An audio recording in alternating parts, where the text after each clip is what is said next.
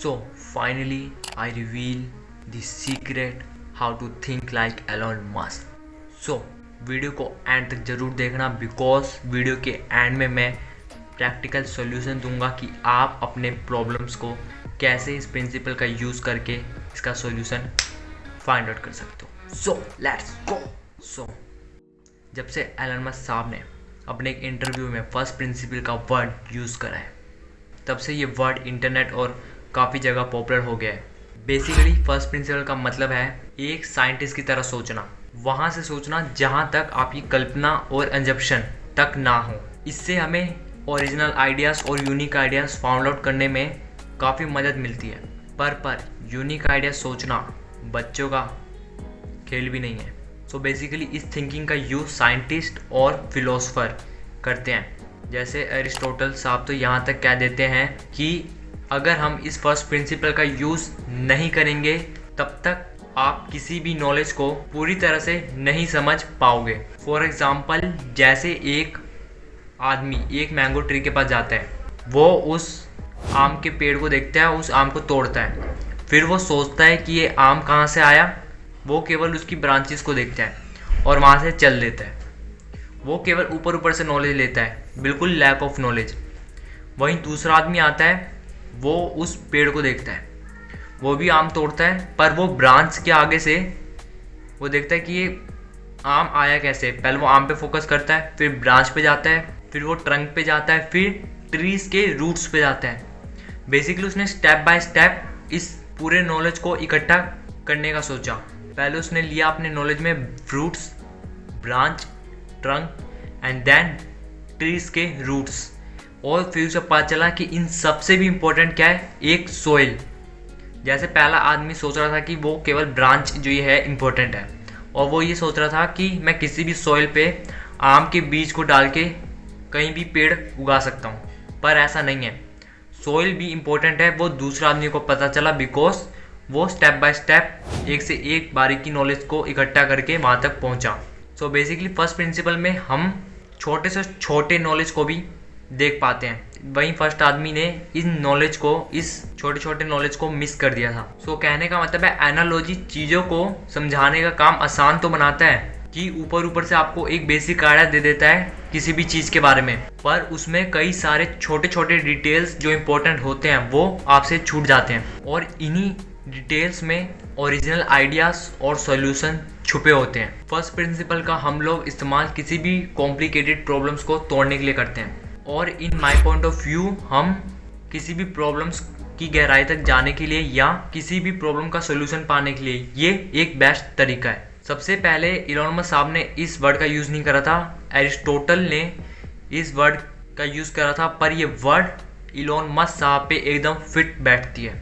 Because जब 2002 में Elon Musk साहब ने चाहा कि हम अपना पहला रॉकेट मार्स पे लॉन्च करते हैं, तो उनके सामने सबसे बड़ी चुनौती ये आई कि जो रॉकेट खरीदने की जो कॉस्ट थी वो सबसे ज़्यादा कॉस्टली थी. मुझे एग्जैक्टली नहीं पता, पर वो मे बी 460 करोड़ के आसपास रही होगी. पर इलॉन मस्क ने प्रॉब्लम का सोल्यूशन निकालते निकालते अपनी ही कंपनी स्पेसएक्स खड़ी कर दी. बेसिकली इलॉन मस्क साहब अपने किसी भी प्रॉब्लम को फिजिक्स के फर्स्ट प्रिंसिपल के नज़रिए से देखते हैं, मतलब फर्स्ट प्रिंसिपल से देखते हैं. इलॉन मस्क ने देखा कि रॉकेट में क्या चीज़ें ज़रूरी हैं और ये किस मटेरियल से बनती हैं. उन्होंने उन सब मटेरियल्स की कॉस्ट मार्केट में पता करी. पता चला कि रॉकेट की कीमत का केवल 2% ही होता है. और रिसर्च करते करते इस काम में इतना डूब जाने से इलॉन मस्क को ये भी पता चला कि कोई भी कंपनी रॉकेट की पूरी पार्टिकल्स, रॉकेट का पूरा मटेरियल नहीं बनाती. वो दूसरी कंपनी पे डिपेंडेंट है उस पार्ट्स को लेकर, और दूसरी कंपनी तीसरी कंपनी पे डिपेंडेंट है. और ये चेन काफ़ी लंबी है, जिसकी वजह से ट्रांसपोर्टेशन कॉस्ट और आपकी इंपोर्ट कॉस्ट, एक्सपोर्ट कॉस्ट सब मिला के काफ़ी ज़्यादा रॉकेट की कॉस्ट बैठती है. मतलब जितने में रॉकेट आ जानी चाहिए थे उसके दोगुना वो कॉस्ट चली जाती है. अब यहाँ पे मैं एक फैक्ट शेयर करना चाहूँ कि आज के डेट में एलोन मस्क की कंपनी स्पेसएक्स 85 to 90% कंपोनेंट्स जो रॉकेट के जो यूज़ होते हैं वो खुद ही बना लेती है. और स्पेसएक्स ने अपने ही दम पर रॉकेट लॉन्च की कीमत को 9 गुना कम भी कर दिया। सो आप अब तक आप बेसिकली समझ गए होंगे कि फर्स्ट प्रिंसिपल, वहां से सोचने की शुरुआत करना जहां तक आपकी कोई कल्पना या अजम्पशन या कोई भी डाउट या ओपिनियन या आपकी कोई भी राय ना बचे, जहाँ पे केवल एक नॉलेज बचे जो बिना किसी डाउट के एक्सेप्ट हम कर सकें। जैसे अगर हम पीछे कई साल पहले देखें तो अगर हमें किसी व्यक्ति से बात करनी जो हमसे काफ़ी दूर है, अगर आप लंदन में हो तो आप इंडिया में बात करना चाहते हो, तो इसका केवल एक माध्यम था, केवल चिट्ठी। और अगर आप ज़्यादा से ज़्यादा थोड़ा बहुत पास हो तो एक कबूतर जो हम इधर से उधर भेजते थे। पर उसी को मार्टिन कूपर ने देखा और उसको समझा कि मैं ऐसा क्या इन्वेंट करूं कि हम लोग चाहे कितनी भी दूर क्यों ना हो, किसी भी समय एक दूसरे से कनेक्ट कर पाएँ और बात कर सकें। देन फिर उनके दिमाग में मोबाइल की इमेज आई, उन्होंने फिर मोबाइल को बनाया और यहीं से मोबाइल की इन्वेंशन हुई। और जो आप ये वीडियो जो देख रहे हो ये उन्हीं की बदौलत है, मार्टिन कूपर की वजह से। तो जो मैंने बोनस पॉइंट बोला था अब हम उस पॉइंट पे आ चुके हैं। बेसिकली हम अपने रियल लाइफ में कैसे इसका यूज़ करें इस फर्स्ट प्रिंसिपल का। फॉर एग्जांपल आप कंसिस्टेंट नहीं रह पाते या अपने स्टडीज़ में या किसी भी काम में फोकस नहीं दे पाते, तो बेसिकली आपको इसको एक डिटेल डिफाइन करना पड़ेगा डिटेल में।